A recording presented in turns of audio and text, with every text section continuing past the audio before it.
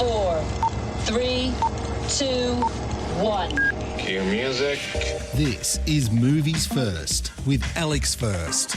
For those wanting a profound understanding of what inspired J.R.R. Tolkien to write The Hobbit in 1937 and The Lord of the Rings in 1954 and 55, they should turn elsewhere. While this movie gives some insights into his creative mind when it comes to creating whole new languages, it's essentially a survival against the odds tale, a story of heartache and love.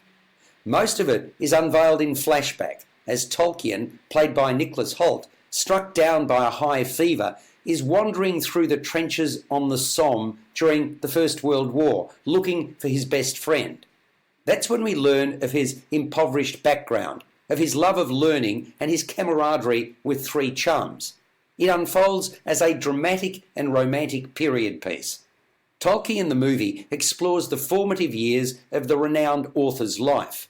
Raised by a devoted and imaginative mother who died tragically when he was only 12, Tolkien was left to carve his own precarious path.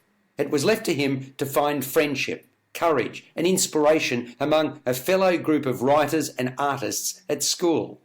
Their brotherhood strengthens as they grow up and weather love and loss together. That includes Tolkien's tumultuous courtship of his beloved Edith Bratt, Lily Collins. All of these experiences would later inspire Tolkien to write his famous Middle-earth novels. You're listening to Movies First. For more, like us on Facebook and follow us on Twitter. Written by David Gleeson and Stephen Beresford, Tolkien is directed by Dome Karukoski, who is responsible for Tom of Finland.